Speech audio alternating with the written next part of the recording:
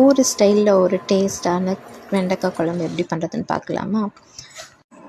ஒரு டீஸ்பூன் எண்ணெய், அதுக்கப்புறம் வெண்டைக்காய் நான் வெட்டி கொஞ்சம் நேரம் காயல் அப்படியே வச்சுட்டேன், காத்தார விட்டுட்டேன்.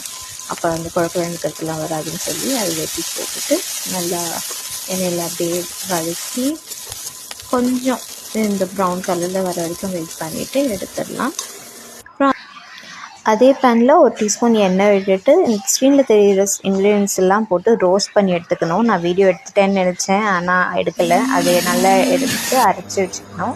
அதே பேனில் கொஞ்சம் எண்ணெய், அதுக்கப்புறமா கடுகும் கருவேப்பிலையும் போட்டு தாளித்து எடுத்துடலாம். அப்புறம் என்ன, அரைச்சி விட்ட அந்த பேஸ்ட்டு ஃபுல்லாக போட்டுட்டு உங்களுக்கு தேவையான அளவுக்கு தண்ணி போட்டு கன்சிஸ்டன்சி மெயின்டைன் பண்ணிக்கோங்க. அதுக்கப்புறமா வேண்டிய அளவுக்கு உப்பு போட்டுட்டு கொஞ்சம் நேரம் கொதிக்க விடும்.